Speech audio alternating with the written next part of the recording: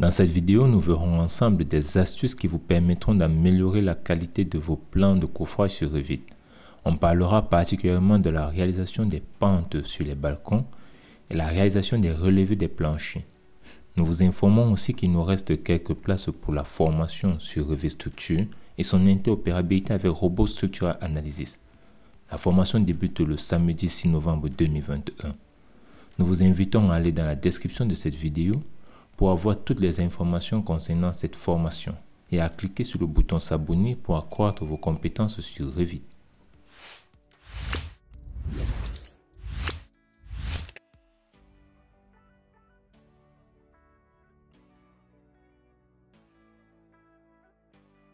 Le plus important lorsqu'on réalise une maquette numérique, c'est de pouvoir produire des livrables.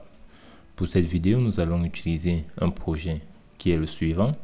C'est un projet de RE+4 que nous avons réalisé juste la maquette structurée du projet. Nous allons nous mettre au niveau du plancher au rez-de-chaussée. Nous venons à ce niveau, nous voyons que nous avons commencé le projet. Il est question ici pour nous de pouvoir réaliser à ce niveau un balcon avec une pente. Pour ce faire, nous allons nous mettre déjà au niveau de la vue ou de la coupe 4. On va fermer la 3D. On se rend compte que nous avons notre coupe 4. On va revenir au niveau du rez-de-chaussée. On va aller dans Vue. Et dans Vue, on va aller dans le groupe de fonctions fenêtre. On va cliquer sur Vue en mosaïque. Dans Vue en mosaïque, on va faire ZA pour centrer tous les projets. Et on va revenir à ce niveau. On se rend compte qu'ici, lorsqu'on regarde sur la coupe, on voit que sur la coupe, on a effectivement un élément qui est tout droit. Si on fait DI pour la cotation, on sélectionne les deux zooms, on se rend compte qu'on a un plancher qui fait 27 cm. Comment faire pour pouvoir réaliser une pente de ce côté? C'est-à-dire, on aimerait qu'à son extrémité, qu'on ait 25 cm et là au bout 27 cm.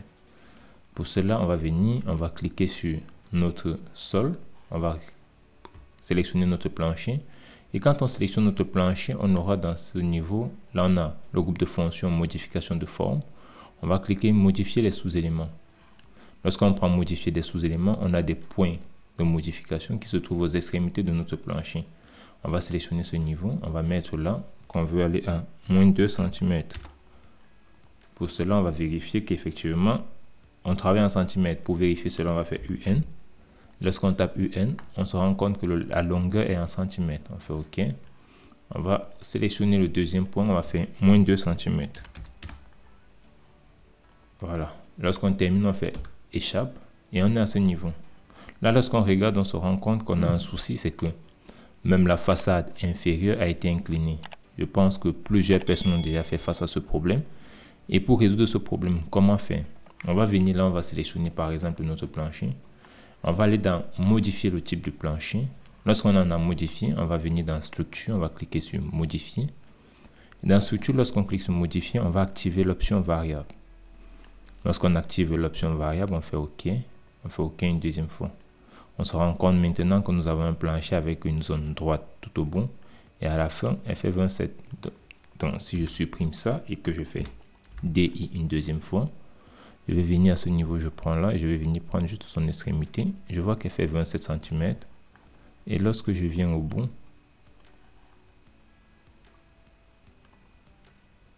là, on va venir, on va sélectionner notre élément. On va venir là, on va sélectionner, on va reprendre, modifier le type. On sélectionne, on voit on a moins 2. Et là, on a moins 20. Donc, on va mettre moins 2. Moins 2, autant pour moi. Voilà. Maintenant qu'on a moins 2, on peut venir ici, on va faire la cotation, on va faire DI. On prend notre extrémité avec le point. On se rend compte qu'on est maintenant à 25 cm au bout. Donc, ce qui nous permet d'avoir une épaisseur variable et tous les éléments variables. Ça, c'est la méthode que vous pouvez utiliser lorsque vous voulez réaliser, par exemple, une dalle ou un plancher avec une pente sur Revit.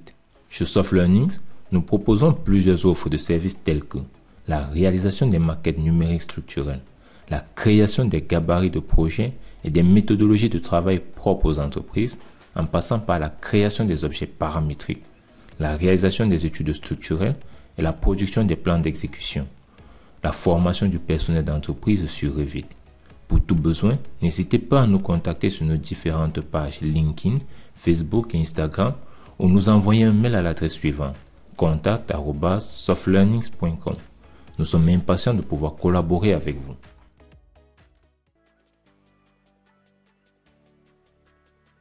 La seconde astuce qu'on va voir ici, c'est comment réaliser un plancher avec une dalle Suplo par exemple. On se rend compte qu'ici sur notre plancher, nous avons un plancher qui fait 20 cm avec des dalles Suplo de 20 cm. Donc nous avons le niveau brut qui est à 69,90 et le niveau fini qui se trouve à 70,10. C'est normal parce que nous avons le niveau brut plus 20 cm qui est dû à la dalle Suplo. Mais au droit, à ce niveau, on doit avoir un relevé. Si nous venons au niveau de la coupe, on se rend compte que nous n'avons pas de relevé à ce niveau. Il est question pour nous de mettre un relevé en béton à ce niveau pour éviter, par exemple, pour permettre l'étanchéité à ce niveau. Comment réaliser cela? On va utiliser une autre astuce qui est très importante à mon avis pour Revit surtout. C'est qu'on va utiliser des bords de dalle. On va utiliser des bords de dalle pour pouvoir réaliser cela. Et pour le faire, on va venir dans Fichier. On va cliquer sur Nouveau. Ensuite, on va prendre une nouvelle famille.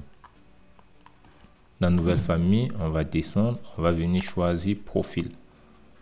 On va prendre le profil métrique qui est là. On va cliquer OK. Une fois qu'on a cliqué sur OK, on va prendre ligne qui se trouve à ce niveau. On va créer notre profil. On va par exemple prendre un profil qui se trouve là. On pourra juste créer le profil ainsi. Et dans ce profil, on va faire des cotations. On va faire DI. Mais avant de faire la cotation, on va aligner le profil. Pour faire l'alignement, on peut cliquer soit sur l'onglet aligner ici ou utiliser le raccourci clavier AL. Avec le raccourci clavier, on sélectionne la ligne de référence, on sélectionne la ligne basse et on verrouille. Ensuite, on va sélectionner la ligne verticale de référence. On va sélectionner la seconde ligne de notre modèle. On va verrouiller. La seconde étape, c'est de faire la cotation. On va faire DI. On va coter la ligne de référence et l'autre extrémité. Pareil, là, on va coter cette ligne de référence et cette extrémité. Lorsqu'on a fini, par exemple, de coter ces différents points, ce qu'on peut réaliser, si c'est qu'on veut mettre, par exemple, j'ai supprimé autant, je vais refaire. Si nous voulons, par exemple, avoir une pente sur notre élément, on se dit, par exemple, qu'on voudrait avoir à ce niveau 26 cm, toujours avec une pente, par exemple. On va prendre là, par exemple, on va déplacer. On va dire supprimer la contrainte, il n'y a pas de souci. On refait maintenant DI.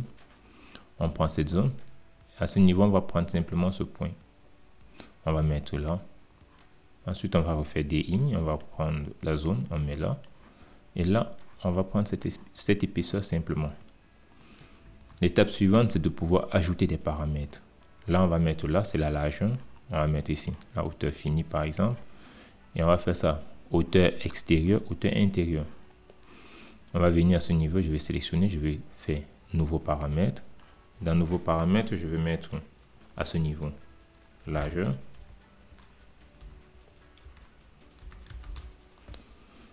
Je fais OK.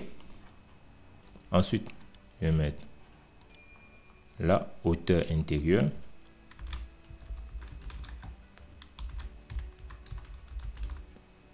Hauteur intérieure avec E. OK. Et là, hauteur extérieure.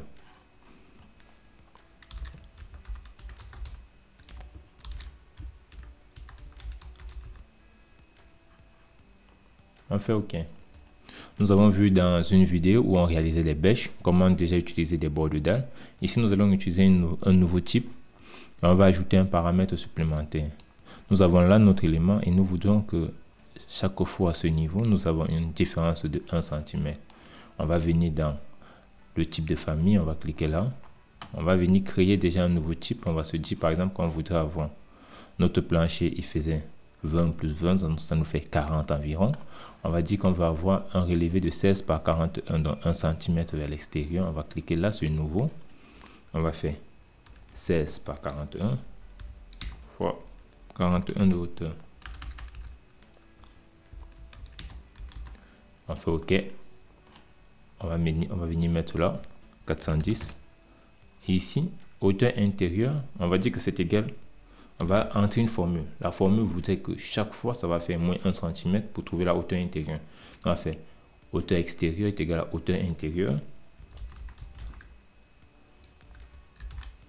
Attention, lorsque vous travaillez et que vous allez utiliser les formules, il faut comprendre que les formules sont sensibles au casse. C'est-à-dire, si vous avez écrit hauteur intérieure avec des mots en majuscules, il faudrait que dans la formule, vous écrivez la même chose. Sinon, si vous mettez par exemple sur hauteur intérieure, E accent, là, vous êtes sûr que la formule ne marchera pas. Donc, je fais hauteur intérieure moins 10 par exemple. Là, je fais OK. Là, vous allez voir une chaîne de référence circulaire. Il existe une chaîne de référence circulaire parmi les formules.